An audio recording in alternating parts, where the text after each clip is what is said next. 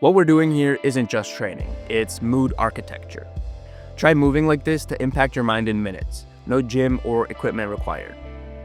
Let's get right into it with cossack squat twists. Start by standing nice and tall with a wide stance. Then bend one knee and sink into the motion. You should feel a stretch in your hips, calves, and ankles. The tension should feel intense but manageable, so don't push it too hard too fast. Once you're down to a comfortable range, rotate from the spine. This will bring some thoracic mobility into the equation. Once you're facing forwards again, use your bent leg to power yourself up back to standing. This movement is meant to be slow and intentional, allowing you to listen to your body and be aware of any tight spots and imbalances. You can start it with a small range of motion and narrow stance before progressing to deeper ranges and wider stances. Lateral movements like this engage underused stabilizers and stimulate the vestibular system, which connects to brain areas associated with emotional regulation.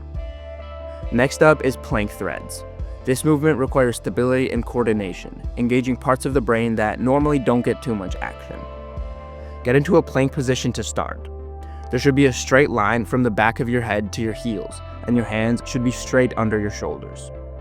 Once you're stable, pick up one hand and reach it under and across your body.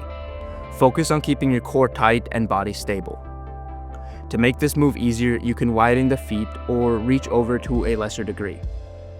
The cross-lateral coordination stimulates communication between brain hemispheres, challenging both the mind and muscles. Using the neuromuscular system releases myokines like BDNF that regulate brain processes like neurogenesis and dopamine release. Now let's talk about the downward cobras. This one is more upper body focused and is very accommodating to breath work. Drive your bottom to the sky and push through your shoulders to end in the downward dog position. Then descend your hips into the ground while keeping your arms planted. I like breathing out on the descent to the ground and inhaling deeply while I go up into the downward dog. Continue that pattern to complete the movement. If you want to make it harder, experiment with placing your hands further in front or further behind your body, and just go from there.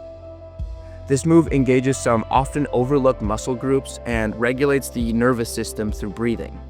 It encourages diaphragmatic breathing, which directly engages the vagus nerve and promotes parasympathetic nervous system activity, which is the calm, rest and digest mode that we all have. The last movement I'll cover are lateral bounds, which should be done once you're already warmed up since they're much higher impact than the others. These work on explosive power and single leg stability, utilizing fast twitch fibers, proprioception, and reaction time, which the brain needs to be very present to execute correctly. To do this, take a wide stance and then pick a foot off the ground before pushing into the ground with the opposite leg. Then you catch yourself and kind of continue that cycle. The more distance you cover with the leaps, the more recruitment and coordination you'll need. Start really small and put a mark on the ground if you want to make sure that your jumps are consistent distances. Lateral bounds also get your heart rate up, shuttling blood through the body and providing an aerobic aspect to the movement. They recruit the cerebellum and sensory motor cortex, areas that also play a role in attention and emotional regulation. And with that, this mood booster sample circuit is complete. I see people getting stuck with very repetitive movements in the gym, which have their benefits but can mean less brain gains than with more complex and varied movement patterns. The movements we covered today build strength, mobility, and presence, catalyzing signaling pathways in your body that release beneficial neurotransmitters.